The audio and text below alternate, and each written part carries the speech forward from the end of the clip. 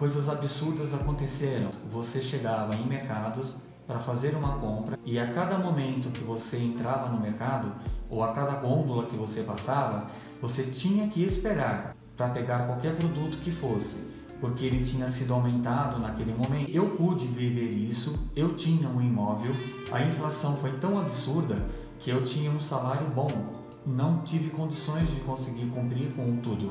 Perdi meu imóvel, que é uma coisa difícil de relatar, perdi todo o bem que tinha. Fora que na chegada do Plano Collor, empresários infartados morreram porque perderam todos os seus bens em questão de meio-dia a meio-dia e 15. O plano anunciado meio-dia e 15, muita gente morreu. Empresas fecharam, bancos quebraram. É complicado, não queiram viver isso. Eu posso garantir, não queiram viver. Não sei como sobrevivi.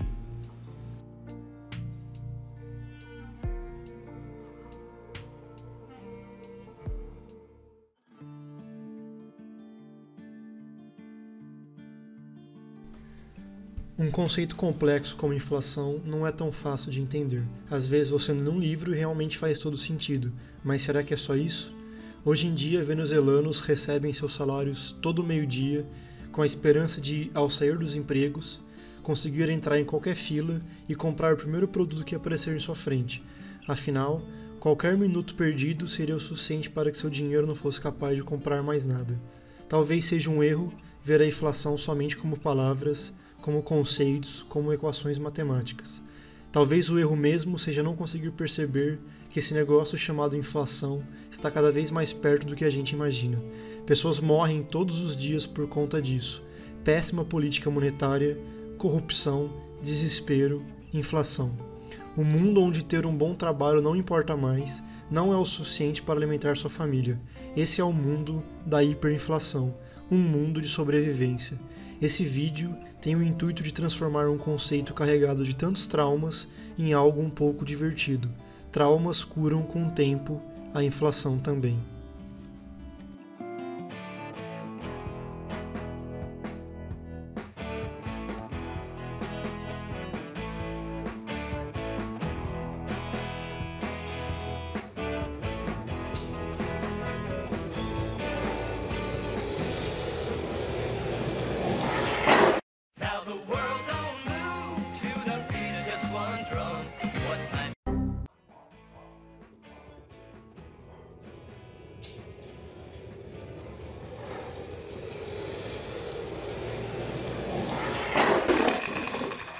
Cheguei! Tô aqui. Bora? Bora. E aí, Letícia, vamos fazer o trabalho então? Ah, eu só vou lavar a louça de ontem. Vai chamar o Matheus, ele tá lá no quarto. Tá, tô indo então.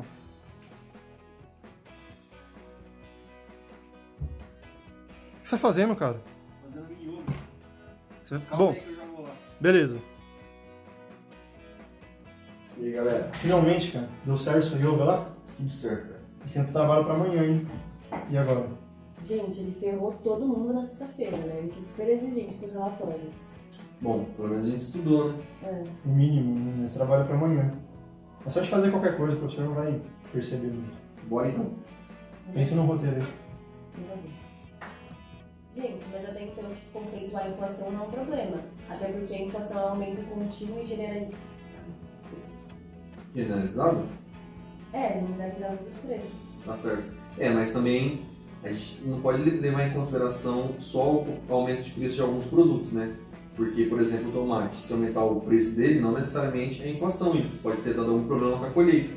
A generalização é justamente isso, é o aumento generalizado de todos os produtos. Mas eu vi uma teoria também de uma escola austríaca que, na verdade, o aumento do preço é a consequência e não a inflação em si, que a inflação é a impressão demasiada de dinheiro. Então, por exemplo, o Estado quer fomentar a economia, ele imprime muito dinheiro, ou ele quer aumentar os seus títulos públicos, ele consegue imprimir mais dinheiro e assim gera mais inflação. Vocês viram isso? Não, pra mim era só tipo aumento generalizado. Quem pesquisou sobre índice de preços? Foi você? Fui eu. O que eu entendi é que o índice de preços é quando você pega conjuntos compostos de vários itens. Então você não quer comparar só o açúcar, por exemplo. Vamos supor, você pega uma cesta básica, aí você pega açúcar, carne, arroz, feijão e alguns itens mais secundários, por exemplo, guardanapo, filtro de café, por exemplo. Você vai ver quanto cada um deles variou. Só que você não pode só ver isso. Você tem que levar em consideração o impacto na renda do consumidor. Mas, falando de índice de preço, eu acho que uma coisa que tem um pouco a ver é o controle dos preços, que pode ser feito pelo Estado. Ah, sim, eu vi isso, sobre controle de preço e salário. Basicamente, é uma intervenção a partir de restrições do governo nos preços de bens e serviços. Aí eles definem o preço máximo ou o preço mínimo para cada bem. Existe um exemplo do leite. O governo... Ah, eu lembro disso. Desculpa te interromper. Foi o que o governo fez no Plano Cruzado, que a inflação estava muito alta e para tentar conter, eles deram um teto para alguns produtos, né? A grande maioria, eles deram uma tabela, vamos assim dizer, e até para o salário. No caso, era só o salário que eles reajustavam. Sim. Nossa, mas tá muito quente aqui, Letícia. Vamos lá naquele parque que tem aqui perto. Ah, pode ser. Bora? Ah, mano, eu não vou não. Vou ficar por aqui, espero vocês aqui. Beleza. Aqui tá mais fresco mesmo, mas ó, a gente não pode esquecer que tem que entregar o trabalho amanhã. Então, eu tava vendo que um dos conceitos é inflação da demanda, né? Que é basicamente quando você tem muito dinheiro para pouco recurso. Então, você tem uma população que por algum motivo tá com um poder econômico muito forte. Então, o que eles fazem? Eles começam a comprar muito. No começo é bom porque movimenta a economia, mas em breve o estoque acaba, né? Porque a matéria-prima é finita, né? Ou seja, os produtores não conseguem acompanhar a produção. Aí você começa a ter uma inflação, porque muita gente comprando, menos produtos no mercado, as pessoas vão vender mais caro e assim você inflaciona os preços. E tem a inflação de custo também, que é basicamente quando a operação fica mais cara. Um exemplo clássico é o choque de matéria-prima, né? Vamos supor que teve uma crise no petróleo e o petróleo ficou extremamente caro.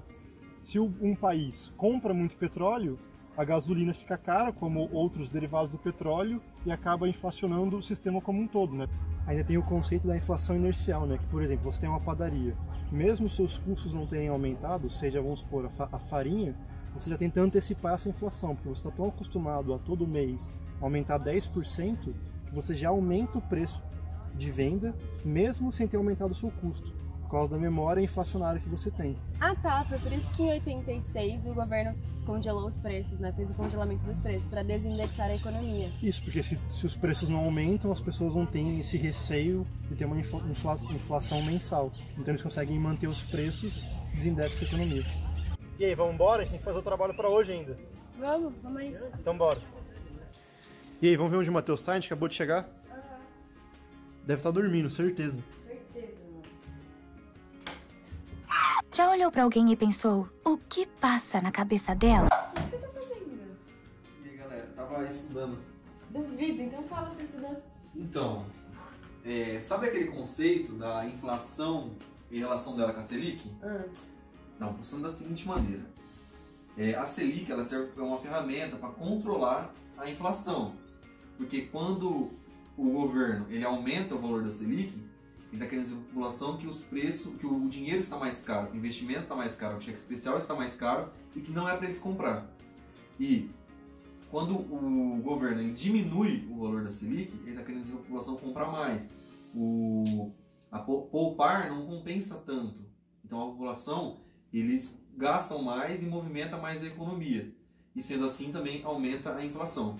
Então, resumidamente, quando a taxa Selic está maior, as pessoas tendem a comprar menos e poupar mais. E ao longo do tempo, no longo prazo, isso controla a inflação. Do mesmo jeito que ao contrário, a inflação aumenta e tem esse balanço. Você sabe o que é viver com uma inflação de 40%?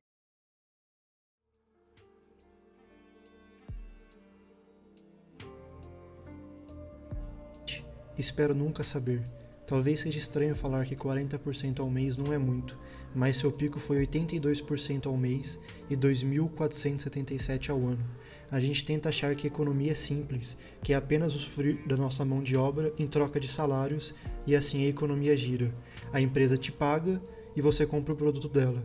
O problema é quando sua renda só é o suficiente para os itens essenciais, não sobra nada para aplicar. E é em cima dessas pessoas, a grande maioria do Brasil, que a hiperinflação mais destrói.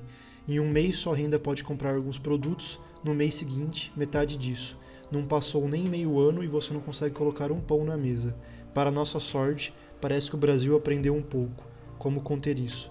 Desde 1999, nós utilizamos o método por metas. O limite de variação é fixado para os próximos 2 anos e o Banco Central ajusta a taxa de juros básica, a famosa Selic, de acordo com as expectativas do mercado. A inflação acumulada entre os períodos dos anos 80 e julho de 94, antes do Plano Real, foi de 11 trilhões, 252 bilhões, 275 milhões, 628 mil e 119%. Se uma pessoa que teoricamente só tem que se preocupar em o seu trabalho e comprar suas necessidades básicas, imagine então o dono de uma empresa que tem que talvez tomar uma decisão embasada em cima de um cenário econômico, de uma política monetária, de um período onde você não sabe para onde o país está indo, onde às vezes parece que o jogo joga contra você, como foi na época do José Sarney, que a própria população fechava os mercados, que desesperados tentavam reajustar os preços ou até mesmo esconder mercadoria. Como você toma uma atitude em um mercado que não tem futuro, que o futuro é tão assustador que você quer esquecer ele.